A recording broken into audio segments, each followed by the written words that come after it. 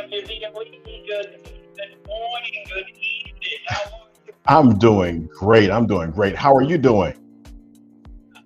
Good. I'm good. We're so glad to hear from you. Want to let you know you're on the air. You go right ahead for today. All right, sounds great.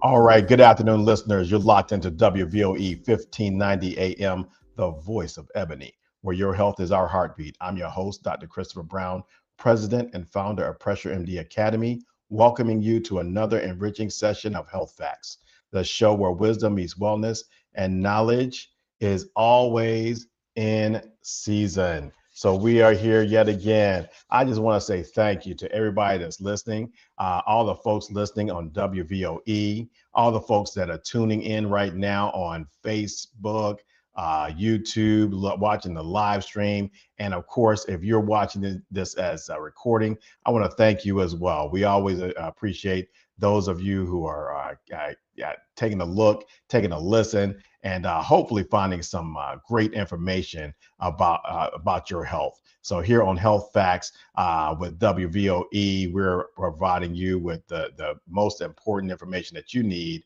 to keep yourself healthy. All right.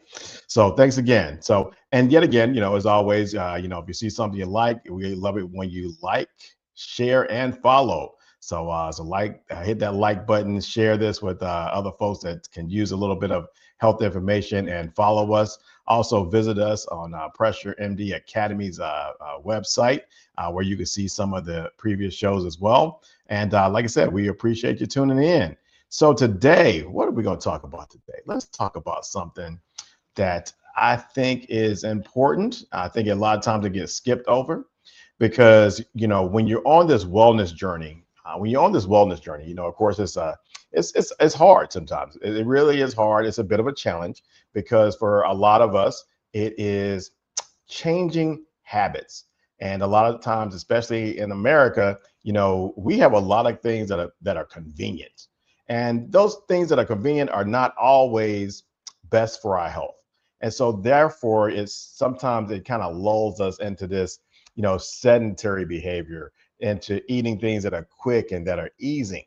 And if you listen to this show, maybe you started your wellness journey, and you find yourself, kind of getting into a good routine, but now you got to go on vacation, and you go on a vacation, and when you come back, you notice that all the weight that you lost before is all of a sudden back.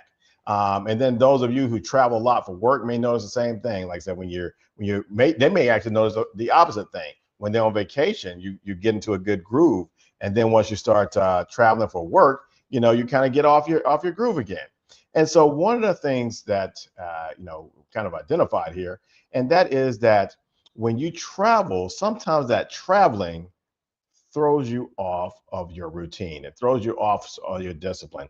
It gets you eating things that you had given up a long time ago. Maybe either more frequently, eating more frequently, or you're eating the stuff that we talked about not consuming quite as much. And so one of the things that I feel like no one really ever mentions is how to eat healthy on the go when you're traveling. So don't let the travel derail your health. And so we're going to talk a little bit about that today to see if we can give you a few pointers as to how to eat a little bit healthier when you're traveling. Now, one of the questions might be, why does travel food matter? Like, why does travel food matter? I mean, Dr. Brown, what are you talking about? Well, I eat on the go. But a lot of times what happens is that when you're traveling, and whether that's in the airport or like I said on the road, travel hubs. And so of course the airport itself is a travel hub, but also when you're traveling, a lot of times you may stop by, the rest stop or the gas station. And these are what we call travel hubs. And a lot of times they push heavily processed foods that are high in sodium, unhealthy fats, and refined carbs. And a lot of time, why is that? Because if you're at a gas station, they want stuff that's shelf stable because they may not know how many people are coming through. Same thing in the airport. You want things that are shelf stable, that'll be there for a while. And a lot of times this becomes the ultra processed foods, the more unhealthy foods that are out there. So what we want to do is we want to focus on, remember our focus for food's perspective is a whole food, plant predominant or plant forward foods, kind of the things that are recommended by the American Heart Association, by lifestyle medicine. So whole food, plant predominant diet. That's what we're trying to stick to. And of course, that's what we're mentioning to you when you're at home. And I also want you to kind of remember that also whenever you travel. So don't forget it when you travel. And we'll talk a little bit about why that's a little harder, but don't forget it while you're traveling, because if it's good at home, it's going to be good on the road. So now one thing about this, and the question is how to solve this, you know, you know, perfection isn't required. So it's not that you have to be perfect on the road, but a lot of times you'll need a basic plan to kind of help you from getting into the pitfalls of travel, because that's what happens is that a lot of times when you travel, the environment change, and so if you're not ready, you might fall back into the old habits. And one of the big things, and of course we talk about this a lot with the high blood pressure, and that is, the sodium challenge, because a lot of times, especially with the average American diet, a lot of times we're eating well over 3,100 milligrams of sodium daily. That far exceeds the recommended limits. And a lot of times people think about, when they think about sodium, they think about, oh, if you're at home and you put you salt your food at home. But what we find is that the majority of your sodium actually comes from prepared food. And that's one of the reasons why we keep harping on this ultra processed food, is because sodium is a part of that. And a lot of times it may have different names, or it may be hidden in the label. And so one of the things you have to do is learn how to read the label to find out how much sodium you're taking in. And this becomes especially important with people that have hypertension, have heart disease, or are at risk of this. Because, like I said, one of the things we want to get into is getting you to eat healthier before you develop high blood pressure, before you develop heart disease. Because if you eat healthier before, for a lot of people, it may prevent the development of high blood pressure, or some of these other chronic diseases. And even if it doesn't, if say some people, like I said, they have bad genes, and they may develop it a little later on. But if you're already on the low sodium diet, now you don't have to make that adjustment. Okay. And so that's one of the reasons why we harp on that. And so, remember, 50% of the U.S. adults have high blood pressure today, and it's projected to reach 61% by 2050. And so what we got to do is instead of waiting for people to get the high blood pressure, then we treat it. My goal is really to try and see if we can get people to eat a little healthier, live a little healthier beforehand. And one of the things that derails that a lot of times is this travel. And so that's why we have this show here today.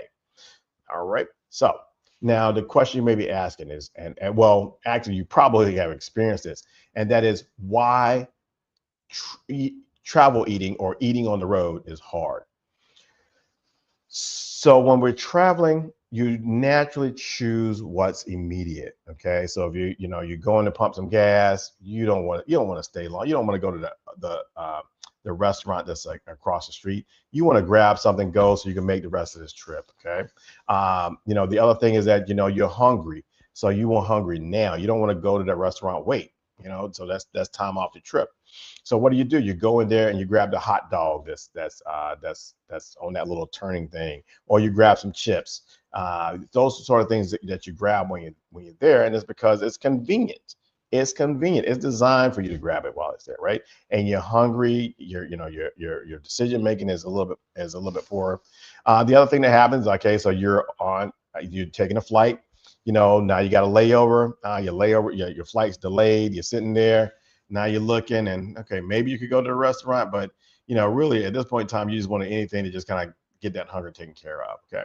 And that's not even counting the vacation itself, because a lot of times on the vacation, depending on where you are, the vacation itself, you want to eat a little bit better as well. Okay. So these are some of the things that kind of contribute to why eating on the road can be a little hard. And then of course there's the hidden sodium. Okay. Remember, restaurant meals a lot of times contain they contain a lot of sodium. They contain sodium in bread, sauces, dressing. Just remember that, those things that taste really, really good, yeah, they have the things that we tell you to cut back on, whether it's salt, sugar, fats. Those things taste good. Always remember, those things taste good. Yes, we're trying to get you off of them, but those things taste good. And so a lot of times, if I'm a restaurant and I don't want you to give me a 3 out of 5. I want 5 out of 5. So I'm gonna make sure I season this a little extra, just so it can taste a little bit better. And that's how you get repeat customers. And so that sodium is hidden in there. And whether it's the bread, the sauce, the dressing, because I don't want that dressing to taste super good. I want you to write me a great a great review. And so I'm gonna put a little extra something in there. And so this is part of what happens in terms of why we consume a lot more sodium than other places around the world or even at home. So that's one of the things we got to think about. So when we're thinking about traveling, one of the things we have to do is really planning becomes a big part of this.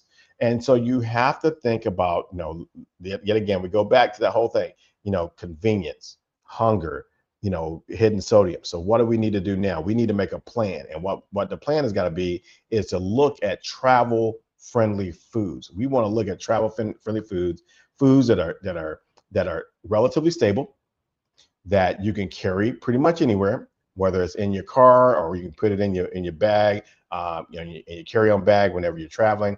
And these are things we want to look into in order to make sure that we have that we're eating a better meal. Okay. And so what are some travel friendly foods that we can think of? So one is whole fruit. So things like grapes, apples, pears.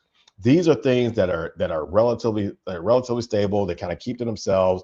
You could throw it in like an apple, you can just throw it in a bag. Grapes, if you're traveling, you can put the grapes on the passenger seat and you can snack on those. And these are some ways that you can snack on something that's whole food, and it's a plant. So it's a whole food and it's a plant. And these are things that are naturally low in sodium.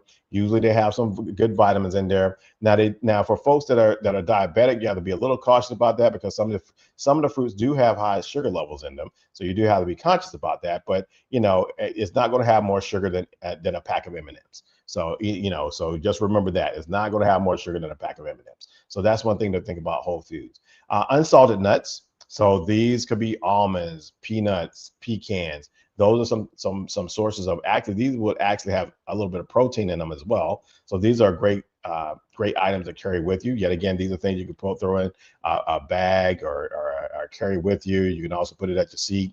And these are another source of something that's going to be whole food, and it's going to be kind of a plant-based. It's going to help you with that plant forward diet. Now you do have to watch out for do have to watch out for the calorie content, especially with nuts, because they do have a lot of calories in there. But usually it's a healthier calorie.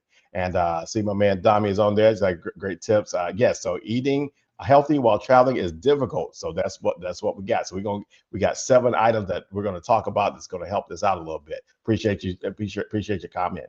Then vegetables. So you got carrots, celery. So these sort of things you can actually do stuff like broccoli. Remember, you can eat broccoli raw.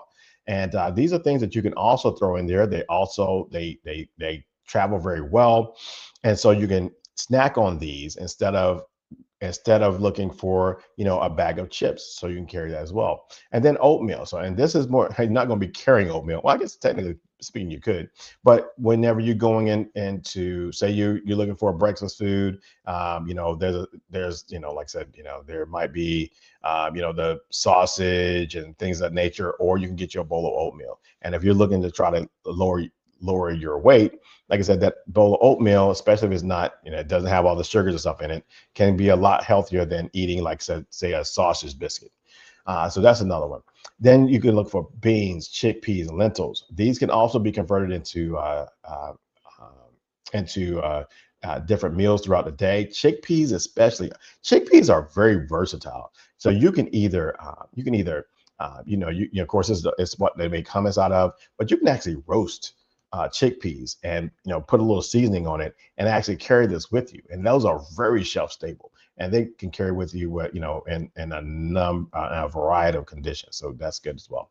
Then you got whole grain foods. So don't forget about bread. Remember, that's how people used to travel before. They had a whole grain bread, and they wrap it up and take it with them. And you get a piece of bread every now and then, and maybe something to go with it. But that's what people used to have. And when I say this whole grain foods, remember whole grain, because a lot of times we give bread a bad rap, but a lot of times that's because this is made from the ultra refined flour. But if you use whole grain, that those whole grain breads actually don't just have fiber with them, but a lot of times they actually have protein with them as well. So like I said, look at your whole grain foods to see whether or not you can find one that maybe has not quite so much sodium in it, and maybe has some protein, and of course high fiber, and that usually travels well as well. And then you got nut or seed butters. Of course, peanut butter is probably one of the ones we think about most. But of course, when you look at these butters, make sure you look at the ingredients to make sure they don't have a lot of added sugar,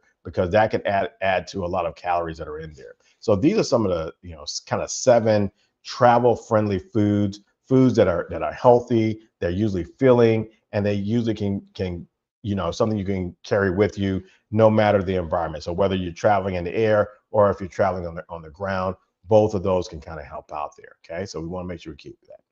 So now, next thing we might want to think about, and this is part of that planning, and that is, do you want to pack or do you want to buy? Now, if you're on a road trip, now road trips actually give you a lot of variety, because you can actually pack a cooler, okay? And whether it's fresh fruit, cut vegetables, you can do little salads. You can have cold water chilled on an insulated cooler. So these are things you can do on a road trip. And it's kind of interesting because I think a lot of those, especially those of us from the South, probably remember the times whenever, we didn't stop at restaurants. Your parents would fried chicken. I mean, one of the big things was fried chicken. You had fried chicken, a piece of white bread, you put it together, and then they'd have other foods that would go with it. But I think the thing most people remember is the fried chicken between 2 pieces of white bread, and this would travel with you. And so what you can do now is kind of do a variant of that. So kind of bringing back some of the habits that we used to use back in the day. So back in the day, we used to pack our food, so we didn't. Now, granted, I also realized I have a conversation with my dad. One of the reasons why they used to pack their food is because even if there was a restaurant, you weren't always allowed in the restaurant, so they had to pack their food actually for safety, especially if it was a man and his family. You wanted to pack the food because like I said, you didn't want to necessarily get off the road because they might not be friendly towards you. So there was 2 things. One was a financial thing. The other was literally a safety thing, because coming off the road in strange areas could be hazardous to your health. And so those sort of things. So but we're gonna bring it back now. And why you're bringing it back now is because, hey, you got a family. You want your family to stay healthy. So it's a different sort of danger, because now when you go into these fast foods, you're eating foods that's ultra processed, not good for you or the kids. So now you're bringing back this old survival mechanism for a different reason. I mean, so you're not being discriminated against. It's not like somebody telling you got to get out of my town before dark, but it's more so now because that enemy, if you want to use it, is a lot different, because now it's trying to get, you're trying to shape the taste buds of your family or yourself, honestly. And so you're trying to live a little bit longer. So you want to carry the food with you that you can consume, that's going to continue this health and this wellness journey. And so that's what you're doing now. And so now you have to figure out if you want to pack it or buy it. Packing it, you know what it is.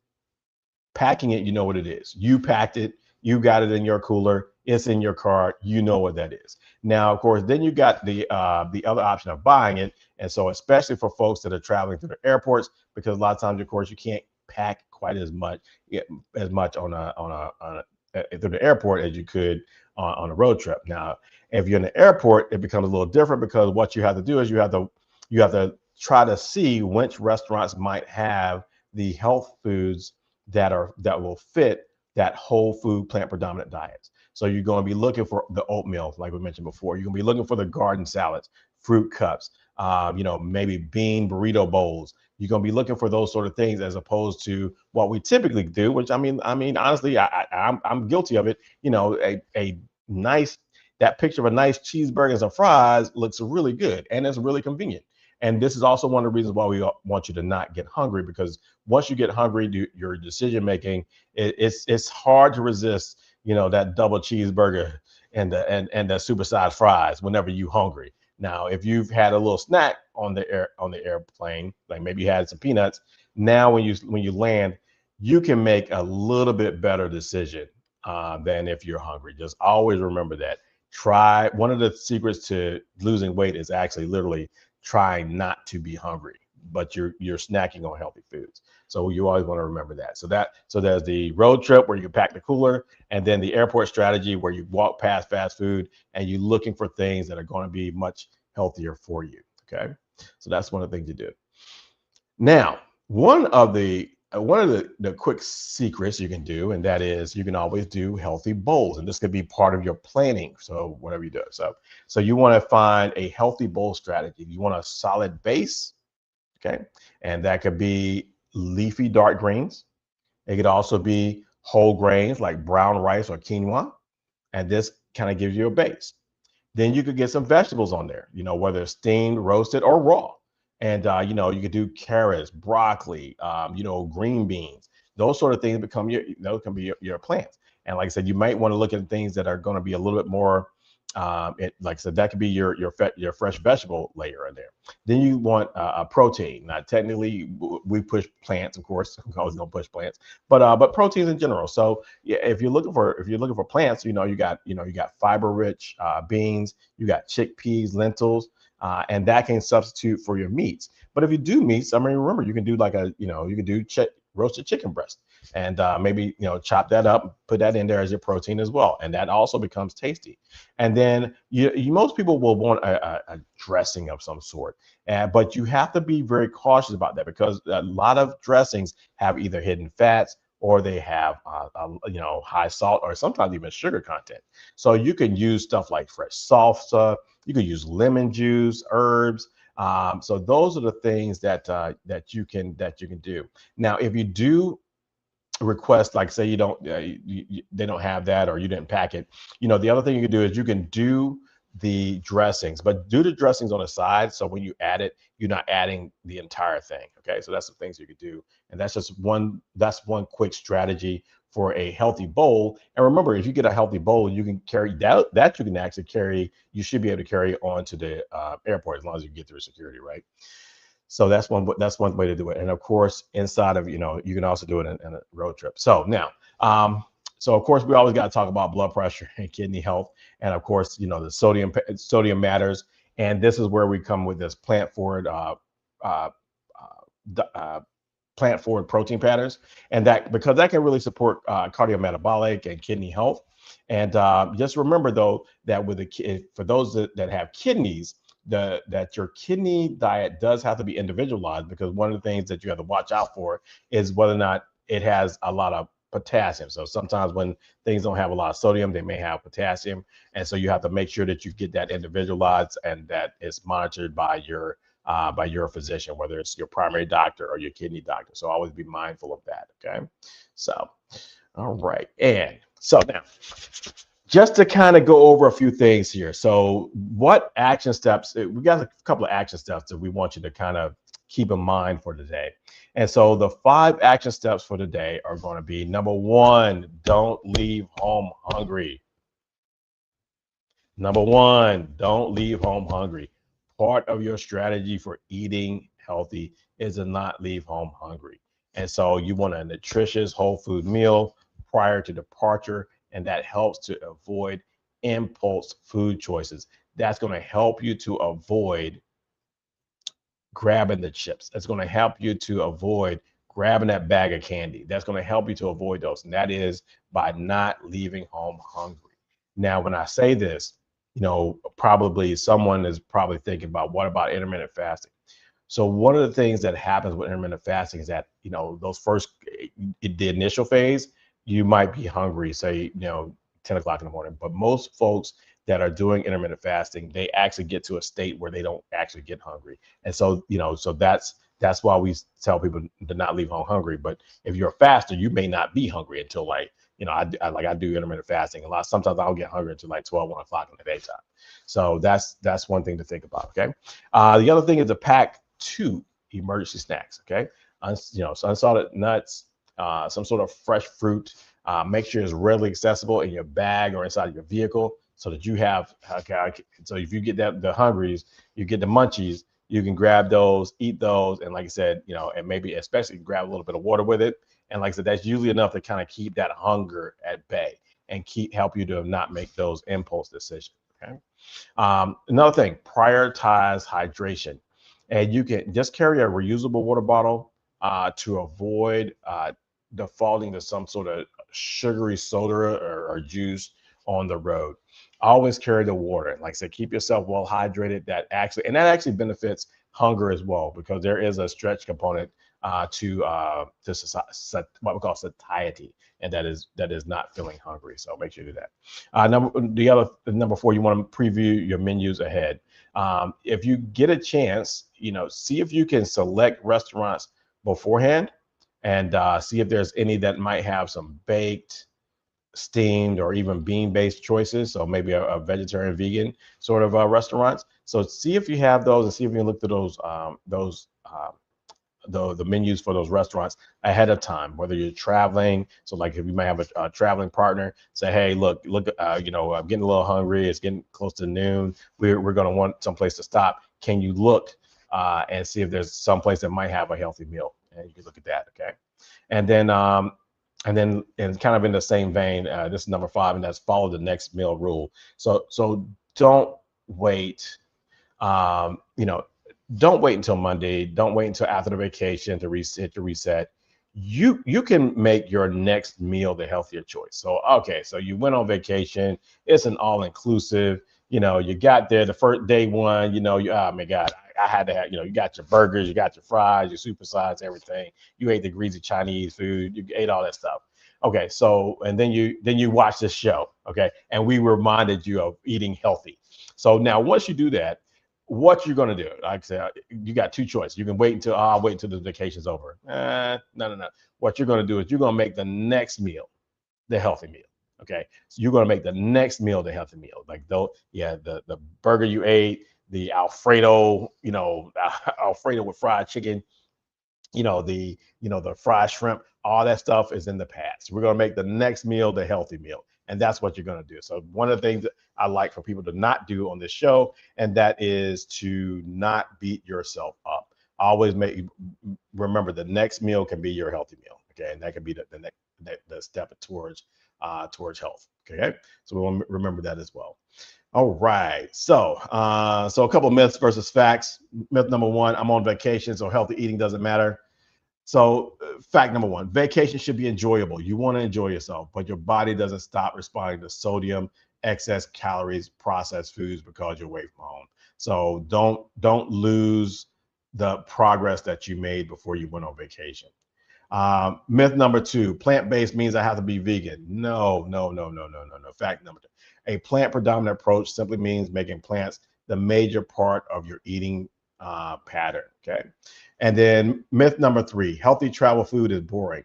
Fact is fruits, nuts, hummus, whole grains, beans. There's a lot of stuff that's out there. We just have to change our eating pattern. We have to change how we look at food, how we think about what we're eating, and remember the goal of eating healthier. Okay.